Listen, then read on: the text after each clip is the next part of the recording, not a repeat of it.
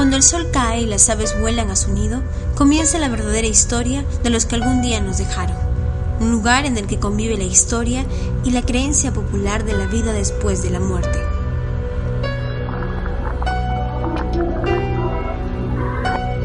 Las reliquias de la muerte. El Museo Cementerio Presbítero Matías Maestro.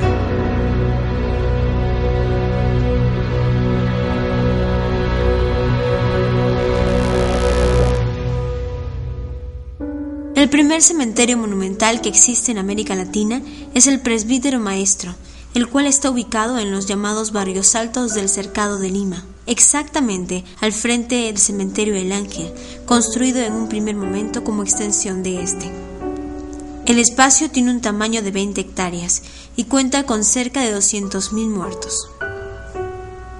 Actualmente, ya convertido en museo, es administrado por la Beneficencia Pública de Lima.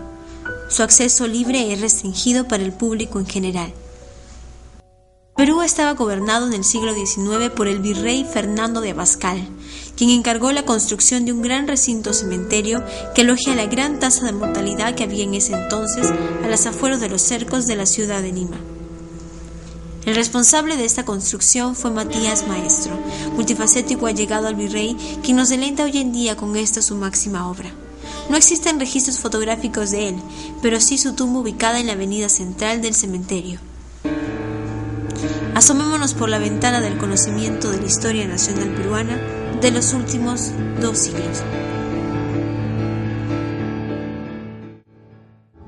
Su fama no solo depende de sus 202 años de antigüedad y función funeraria, sino de un extraordinario espacio histórico fundamental que contiene prácticamente la totalidad de toda la historia peruana republicana, plasmada en los mausoleos, tumbas, lápidas y nichos, donde cientos de hombres y mujeres, peruanos y extranjeros que vivieron en esta tierra, han dejado sus restos, personajes que han forjado la historia e identidad del país.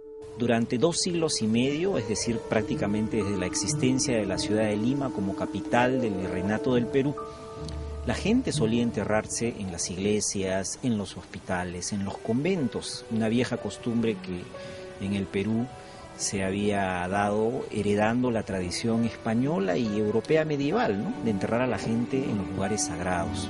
Esta costumbre a fines del siglo XVIII fue duramente combatida por los ilustrados de aquel entonces, porque consideraban que los entierros en las ciudades amuralladas, de condiciones de salubridad muy malas, pensaban ellos que esto contribuía a la existencia de enfermedades y epidemias que cada cierto tiempo se presentaban en las ciudades. El primer muerto alojado en este recinto encierra una anécdota que es recordada por los historiadores. Las autoridades quisieron inaugurar el panteón con un muerto célebre, y ese muerto célebre no era nada más y nada menos que el cuerpo del propio arzobispo de Lima, que poco tiempo atrás había fallecido y que había dejado en su testamento la orden de que su cuerpo fuera trasladado al panteón una vez que este lugar se inaugurase. Pero sucedió un problema. Un día antes de la inauguración, cuando se daban los últimos retoques a la capilla original que construyó Matías Maestro, que era a la vez el ingreso al panteón, un obrero de construcción, un albañil que se encontraba arreglando el techo, dándole los últimos toques, cayó del estrado y comenzó. Teóricamente les correspondía a este hombre ser el primer personaje en ser sepultado aquí. Pero claro, el hombre no era un personaje célebre, era un humilde obrero. Así que las autoridades guardaron el cuerpo 24 horas más para dar paso al primer entierro con el cuerpo del arzobispo, como efectivamente así fue. Así que fue el arzobispo González de la Reguera, arzobispo de Lima, quien fue la primera persona sepultada aquí, en la inauguración en presencia del virrey. Un día después, y ya sin mucha pompa, el cuerpo del humilde obrero halló por fin descanso en este lugar que él contribuyó a construir. Ilustres personajes se encuentran en este cementerio.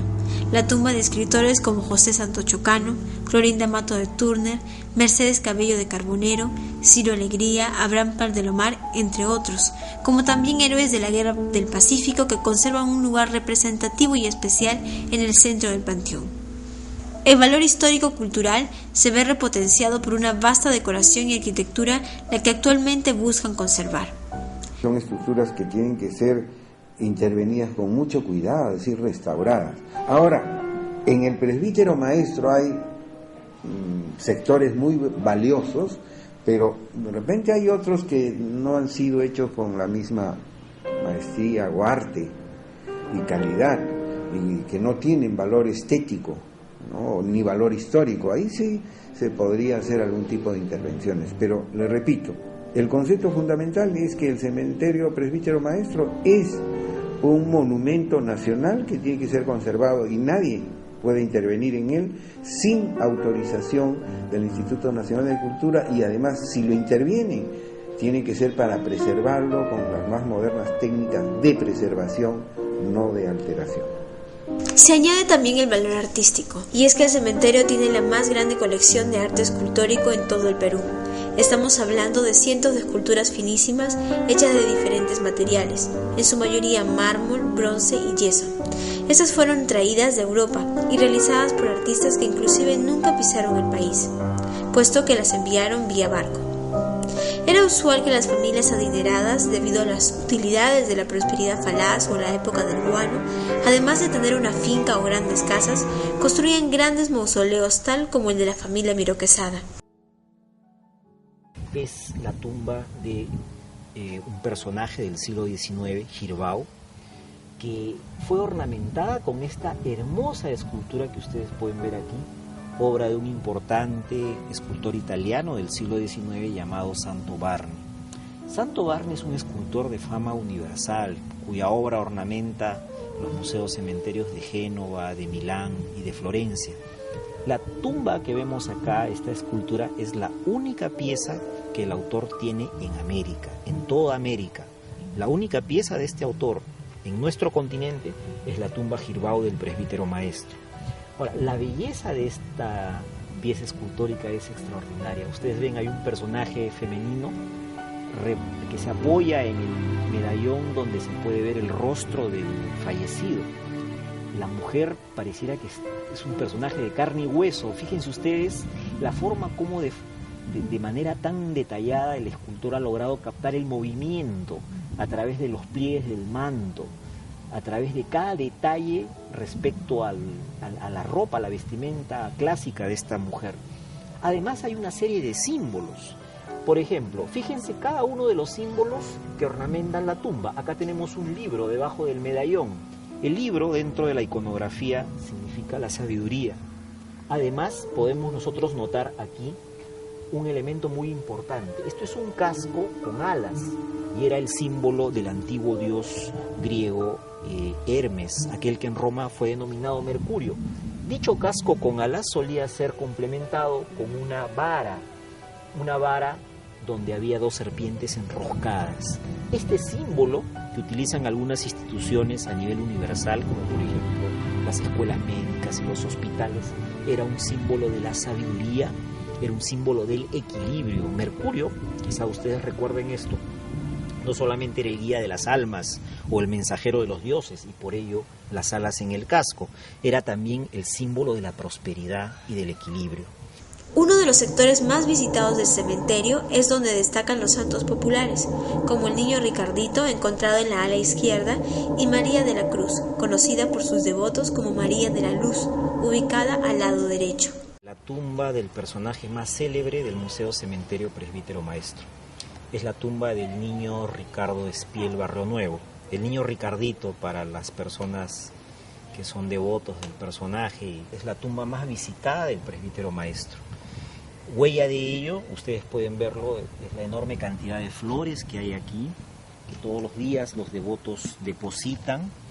Huella de ello es también la escultura del niño que podemos observar aquí. Los devotos suelen colocar a la escultura corbatas, constantemente suelen cambiar las corbatas, diferentes tipos de corbata, de lazo, o también los pequeños juguetes que suelen colocar aquí en la escultura. Ustedes pueden ver aquí algunos muñecos. Y es común también que los devotos suelen dejar dulces. Por otro lado, pueden observar atrás la cantidad de placas de agradecimiento que hay ahí en la pared. En todas ellas, más o menos es la misma idea. Niño Ricardito, gracias por el milagro concedido. El nombre del devoto o sus iniciales. Pero por otro lado también los devotos suelen colocar cartas. Originalmente las cartas eran colocadas en las manos, en los intersticios de la escultura. Pero de un tiempo a esta parte los devotos suelen colocar cajas o canastas. Aquí, por ejemplo, tenemos una de ellas. Ustedes pueden observar, no la puedo sacar porque está amarrada, pero acá hay una canasta que está repleta de cartas. Y no solo cartas, también hay pequeños juguetes que colocan los devotos en homenaje al niño. A diferencia de Ricardito, que es el otro santo popular, cuyo culto nació muchos años después de él haber fallecido, a esta señora ya la creían santa estando en vida, porque hay testimonios periodísticos que para su muerte ya había devotos que hablaban de milagros. Ella vivía en el barrio de San Juan de Dios, los contornos de lo que ahora es la Plaza San Martín, y después de haber sido velada en la iglesia de la Merced, donde ella era asidua devota, la gente ya hablaba de milagros, que se habían producido en Lima, fenómenos naturales producto de su muerte, ¿no? O un tañido de campana simultáneo en todas las iglesias de Lima. Es decir, tenía ya un culto en vida. Y tras su fallecimiento, ese culto continuó. Al caer la noche, el panorama se torna diferente. Leyendas urbanas saltan a flote. Se cuenta que en la tumba de Ramón Castilla, a sus alrededores, los leones que protegen su mausoleo producen una sensación de parálisis total al transitar por ahí a la 1 de la mañana. Callejones sin salida pueden desesperar a cualquier transeúnte no acostumbrado a un lugar como este. Ahora el Panteón General de la antigua Lima se ha convertido en el Museo Cementerio Presbítero Maestro, el cual hace ya 2 años implementó un programa llamado Noches de Luna Llena, que consiste en visitas y paseos por la noche, una muestra de un tenebroso encanto.